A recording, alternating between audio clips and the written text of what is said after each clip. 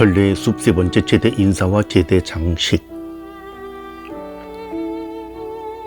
사람은 다른 사람을 만날 때 보통 인사를 합니다.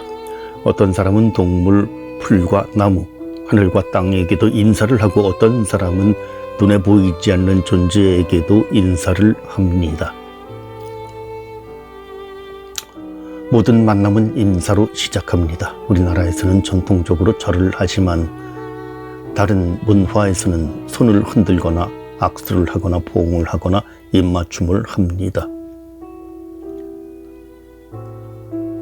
흔히 인사말을 곁들입니다. 인사의 동작이나 말 모두 기쁨, 반가움, 존경, 축복의 뜻을 담고 있습니다. 인사는 말 그대로 사람이 해야 할 일 가운데 가장 기본적인 것입니다.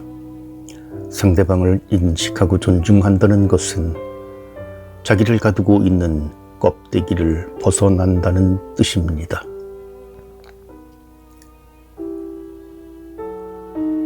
신자들이 주님을 만날 때도 마찬가지입니다. 마음과 표정, 자세와 동작과 말로 우리가 믿고 느끼는 것을 표현합니다. 그러므로 미사를 시작하면서 먼저 그분께 반가움과 존경을 표시합니다. 입당성가를 부르는 동안 사제, 부제, 봉사자들은 제단에 이르러 제대에 깊은 절로 인사하고 이어서 사제와 부제는 입맞춤으로 한국에서는 깊은 절로 대체할 수 있음 입맞춤으로 경의를 표시합니다. 경우에 따라 제대의 존경의 표시로 향을 피웁니다. 미사를 마치고 제단을 떠날 때도 같은 방식으로 제대에 인사하고 입을 맞춥니다.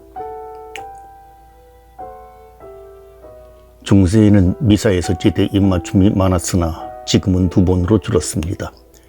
그리고 제대 밖에서는 복음집 입맞춤이 있습니다. 제대 인사와 입맞춤은 신자들에게 하는 인사보다 먼저 하고 신자들을 파견한 뒤에 합니다. 미사의 첫 행위와 마지막 행위가 제대에서 이루어지는 것입니다.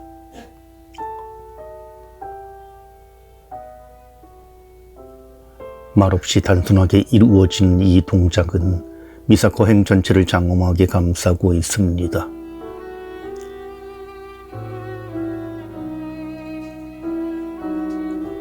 제대는 그리스도이시다. 제대에 인사하고 입을 맞추는 관습은 매우 오래되었습니다. 4세기 이후 나무 제대가 돌 제대로 바뀐 뒤에는 교회의 모퉁이 돌이신 그리스도께서 쉽게 제대의 돌로 이해되었습니다. 제대 인사와 입맞춤의 로마 전례에 들어온 것은 7세기 이전으로 보입니다. 교부들과 전례서들은 한결같이 제대는 그리스도이시다라고 확인합니다. 그러므로 제대 입맞춤은 교회가 그리스도께 드리는 인사입니다. 그러나 중세에 제대 입맞춤은 그리스도께서 교회에 인사하는 것이라는 설명이 들어왔습니다. 인노천시 3세 교황은 그리스도께서는 제대에 입을 맞추는 주교를 통해 당신의 배필에게 인사한다고 풀이합니다. 이러한 의미의 변화는 순교자 공경 예식의 이해에서도 나타납니다.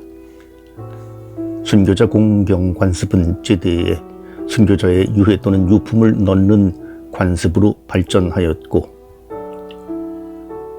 5세기 이후에는 의무적으로 변하였습니다.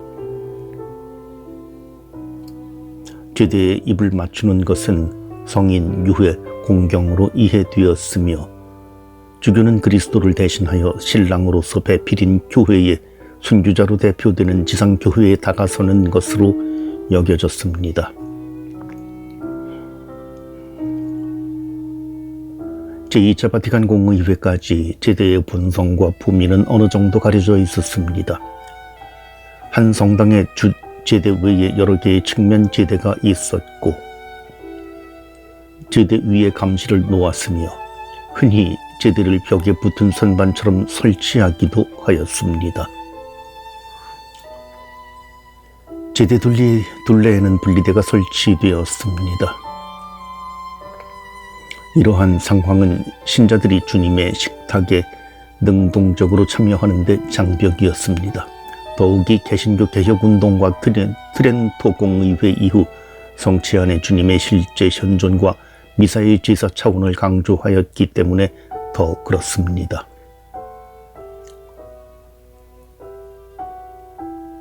제대는 십자가 제사를 되풀이하는 제사상이며 식탁,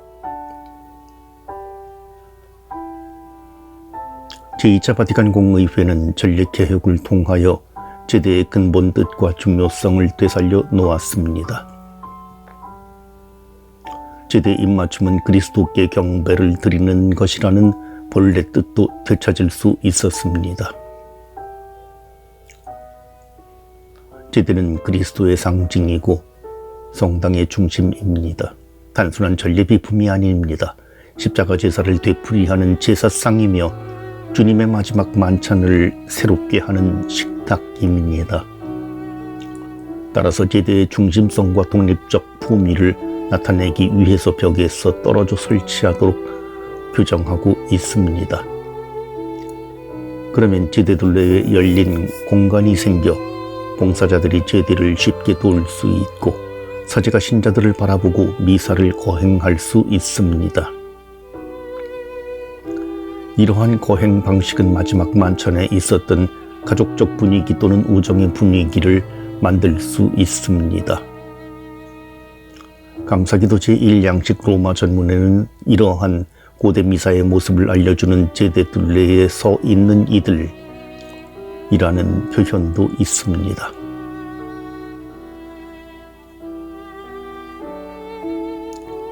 일반 사회에서도 밥상은 가정의 중심이고 가족의 관계를 현실이 되게 하고 굳게 합니다.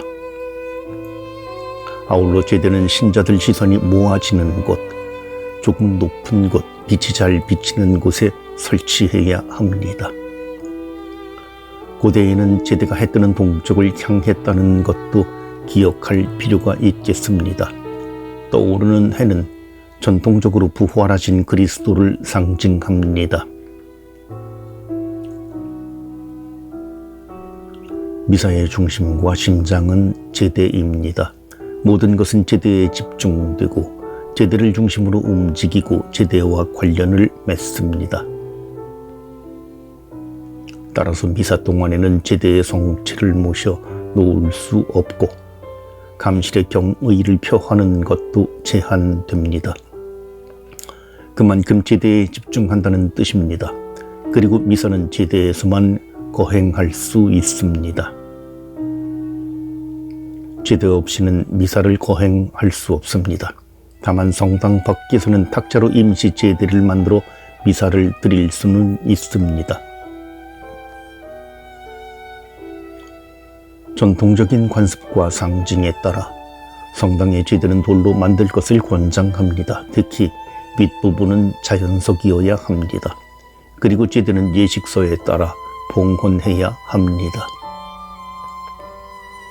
봉헌 예식을 통하여 제대는 도유되어 유일한 사제요, 제대요, 제물이신 부활감사성 5 그리스도의 상징으로 변합니다. 한편 붙박이가 아니라 움직일 수 있는 제대를 이동제대라고 하는데 이동제대에는 만드는 소재에 제한이 없고 축복만 해도 무방합니다. 그리고 의무는 아니지만 봉헌할 제대 속에 진실성이 입증된 성인 유해를 순교자가 아니더라도 넣는 관습은 지금도 유지됩니다.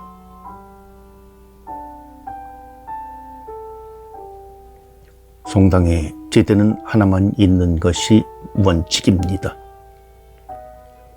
오래된 성당의 벽에 붙은 제대가 있는 경우에는 그 제대는 사용하지 말고 장식을 한 후 벽에서 떨어진 다른 제대를 만들어야 합니다.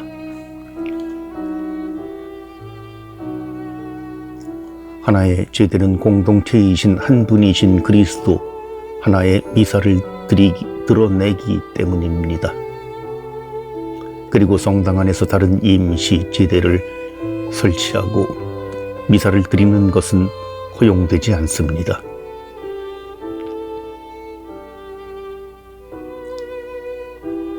제대 위에 다른 것을 함부로 올려놓을 수 없어. 제대에서는 성찬 전례만 거행하는 것이 원칙입니다. 제대 위에는 다른 것을 함부로 올려놓을 수 없습니다. 또 제대를 이용하여 성탄 구유를 만드는 것은 제대 공경과는 거리가 멉니다. 전통적으로 미사교리와 관련된 세 가지 중요한 표지로 제대를 장식합니다. 주님의 기념제와 거룩한 만찬을 기억하는 적어도 하나의 흰색 제대포, 본디 하나였으나 중세에 늘어났고 16세기에는 3개, 그리스도의 파스카 제사를 기억하는 십자가, 부활하신 주님과 성령의 활동을 기억하며 축제와 존경의 표시로 놓는 초가 있습니다. 초가 지향하는 존경은 특히 성체에 관련되므로 초와 초 때는 품이 있고 좋은 것을 씁니다. 전기 촛불은 제대에 놓을 수 없습니다. 모든 미사에 적어도 2개의 초를 놓아야 합니다. 주일과 의무 주일 같은 특별한 미사에는 4개나 6개, 교구장 주교가 주례할 때에는 7개를 놓습니다. 제대 십자가와 초는 제대 위나 둘레에 놓을 수 있으며 신자들이 제대를 보는데 방해해서도 안 됩니다.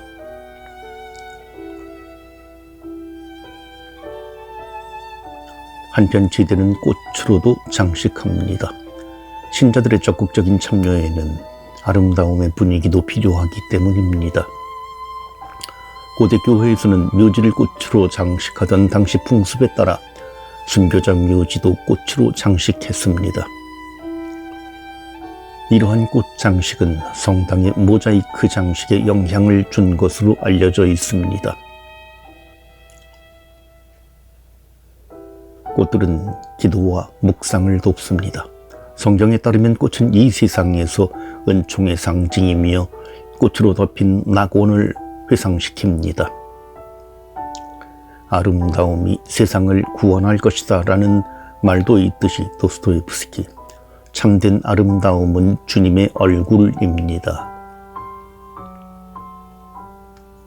그러므로 꽃장식 또는 꽃꽂이는 미사를 거행하는 장소, 특히 제대에는 매우 중요합니다.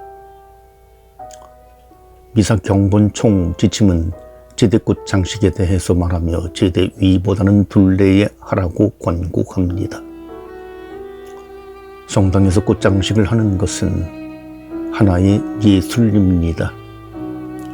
그러므로 전례 예술의 근본 원칙, 고귀한 단순성은 꽃 장식에도 해당됩니다.